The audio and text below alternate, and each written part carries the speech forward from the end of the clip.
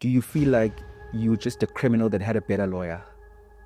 Oh, I never thought about it like that. That was the best thing I could have ever done, was to cut ties with family that does not serve my purpose. And I feel so light because of it. What you see is what you get with me. I always look like this. I am always like this. So my avatar doesn't clash with who I am.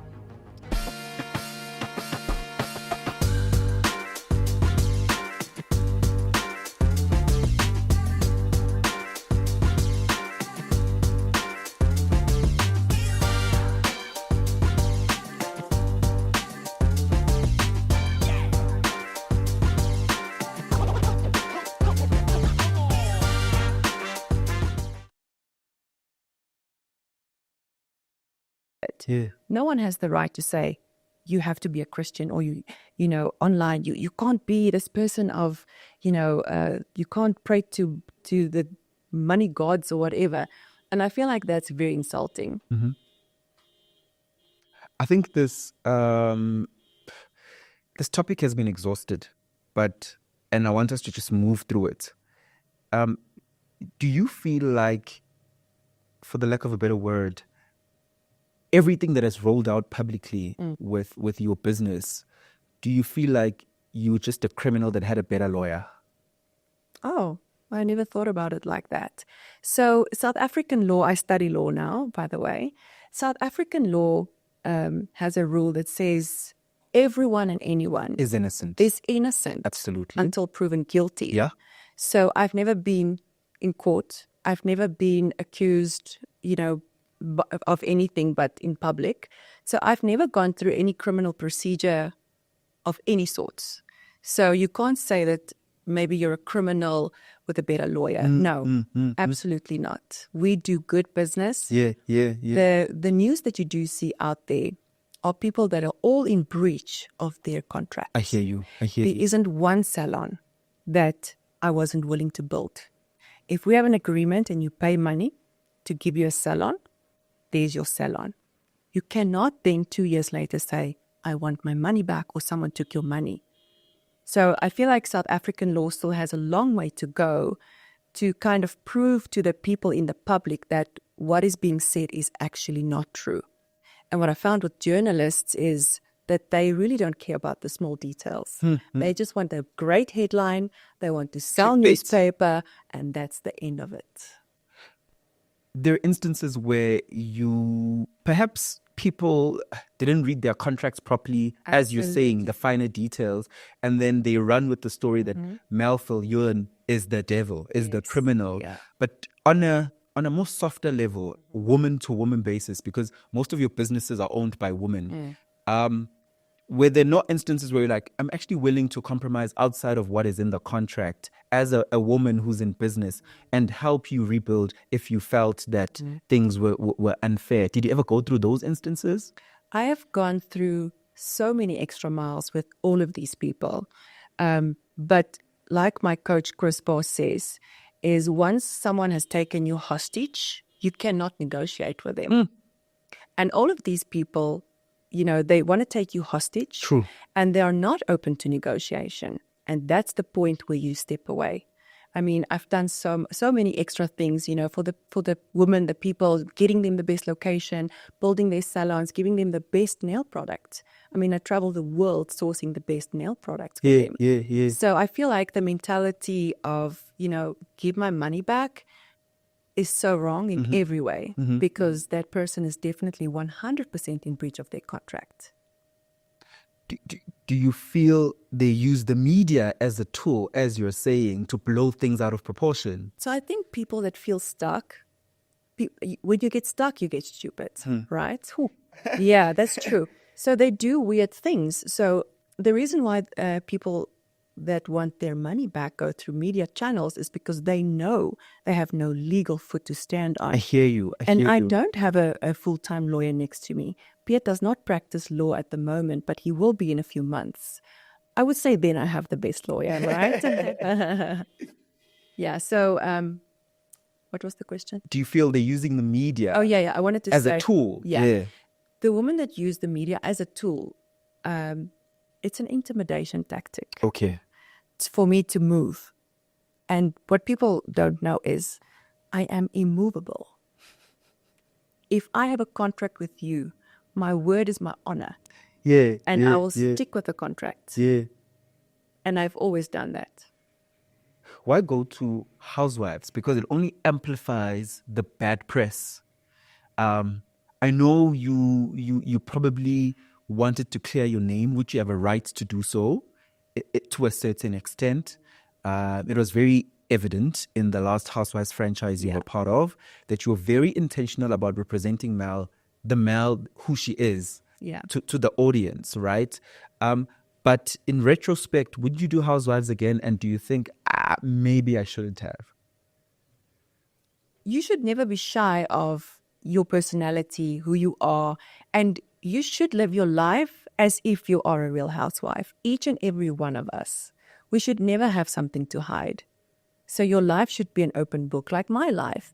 I've opened my life to the people for them to show Mel is an open book. Yeah. Mel is not running away. Yeah. I am here to stay. I get that. Yeah. And Mel, what was in that bag? That bag can write books. So what I actually had in the bag is my husband always packs me a jersey, a snack, a cold drink, my medicine. So, I mean, there's insects for days in Jamaica. Yeah. So I packed my repellents. There really was nothing in the bag but food and drinks. Because what I've realized in the housewives of Pretoria is they don't feed you. You go hungry. You go hungry for long times. Yeah. And so in Jamaica, when we drove, that was into the mountains. We drove 4 hours up the mountain. In that kumbi. Yes, the kumbi. And then we had to spend time there. And the food didn't come, guys. The food doesn't come for 3 hours at a time because if there's drama, it's lights, camera, action. No food. And so I'm that girl that will take out my snack and eat it. Do you believe there was an intention to try and make Mel look like the evil character that you didn't know about that was being concocted behind your back?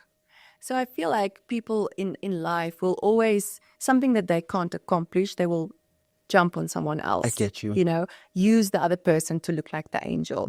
Where I'm not the type. You know, what you see is what you get. So whatever their intentions were, the public decided on that. On that show, do you believe you still owe anyone an apology? Mel Viljoen is a very unapologetic person. Oh, yes, diva. I am an open book and people can ask me any questions. Yeah. As we near the end of our conversation... Already? It's nice, ne?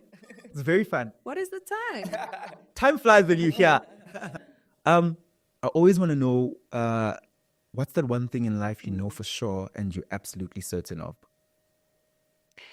The one thing that a person can be certain of is your own conviction, your morality, your mindset. So that is certainty. Certainty is how I operate in life is how I'm going to operate in life. Look at my past, you will see my future. Mel Viljoen, it's been an absolute privilege. I am pleasantly surprised and grateful that the person, as I said, that I sit across is not a representation of what has been given to us and barraged in the media for such a long time.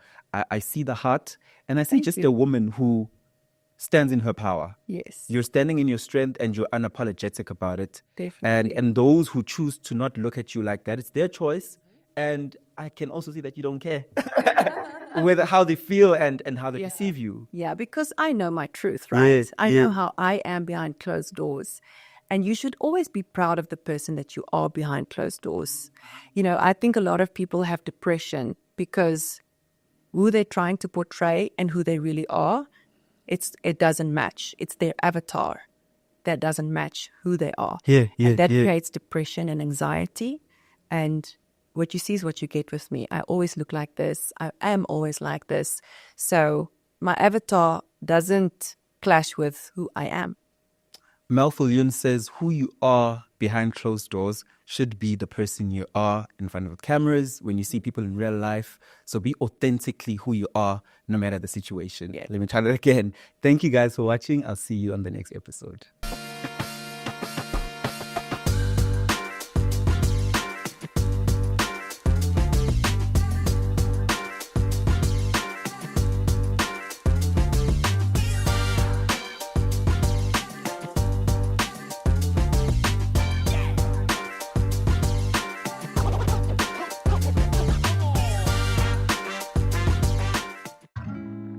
Introducing the epitome of luxury living.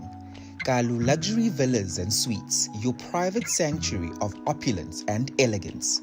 Nestled amongst the lush, sun-kissed landscapes of Durban, KwaZulu-Natal, this Kalu Luxury Villa is a paradise of tranquility, offering breathtaking panoramic views of the neighborhood. Step into a world of refined luxury where every detail has been meticulously crafted to create an atmosphere of sophistication and comfort. This villa is kept within a gated and secure property for your peace of mind. The Kalu Villa is available for both short-term and long-term stays, making it the ideal location for your next vacation or special event. This villa boasts spacious living areas and floor-to-ceiling windows that flood the interior with natural light, making you feel at one with the surrounding beauty, paired with multiple terraces, an outdoor lounge, and a dining area. Live the dream, make memories, and indulge in the life you deserve. Contact us today to book your stay or to learn more about this exquisite property. Your oasis of opulence awaits.